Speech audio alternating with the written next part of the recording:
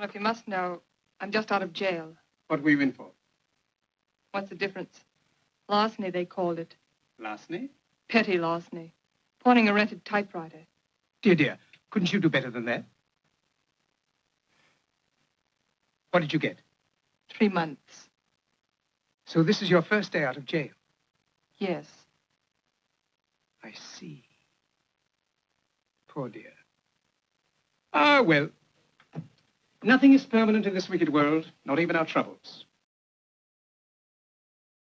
Most of the heat-resistant tiles have peeled off. The temperature's rising. The landing wheels aren't retracting! Yeah? And the number 2 nozzle won't work either. What?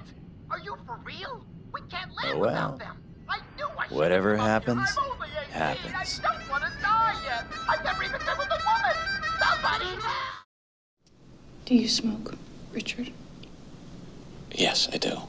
But It's a non-smoking floor. yeah. But you know what?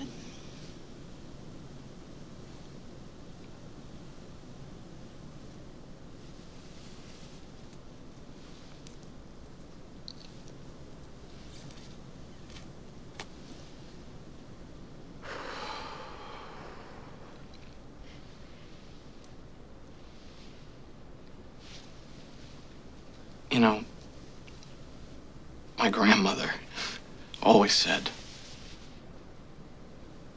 "This too shall pass." This too shall pass. The adage originates from an ancient Persian tradition, specifically from the writings of medieval Persian Sufi poets. It reflects the temporary nature of the human condition, that neither the negative nor the positive moments in life ever indefinitely last. Here, we see it translated into several different languages. Despite the differences in the way in which they are all written, they still hold the same weight and meaning, irrespective of their places of origin. It was fascinating to explore and discover that each language had its own visual flair and meaning to what seemed to be the same expression. This result made use of type and video, and I even got help with the translations from a couple of friends. There's always a light at the end of the tunnel. वक्त को जरा वक्त दो वक्त आने पर वक्त बदल जाएगा രാത്രി എത്ര ഇരുട്ടിയാലും രാവിലെ സൂര്യൻ ഉദിക്കും. 柳暗花明 태산을 넘으면 평지를 본다.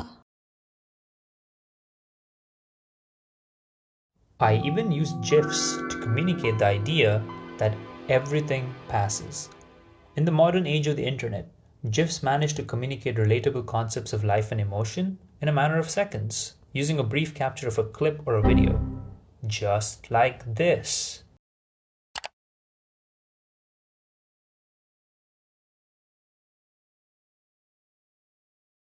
Alright, let's work with images now.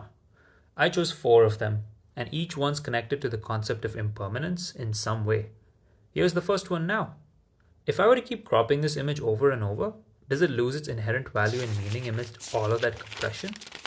New textual details are revealed as you keep cropping the other 3 images too, providing more context about them and their connection to the adage. I then chose a larger set of images to work with. Was there a way to make these age-old expressions relatable, to help fit into a modern-day context while also preserving their essence and intention? Inspired by Raymond Queneau's exercises in style, I used the form of the book to make image and text work together, treating it as an iterative exercise to curate new forms of knowledge.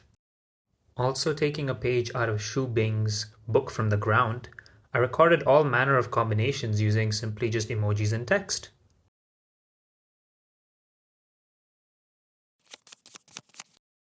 Melia Lorilla's Atlas and Outline of Psychiatry made me think, if an image detached from its context still remained related to the original material, or does it transform into something new? Borrowing on these ideas, I would go on to recontextualize paintings that depict any form of grief, sorrow, or even death, by redrawing them to help see them in a positive light, hence implying that negative and positive emotions are transitory, and that they don't last forever. And so, by freeing them from their original contexts this way, I'm allowing them to take on newer meanings and speak on their own, aiming to remind us that everything eventually passes. Here are some of the following results of my final few experiments.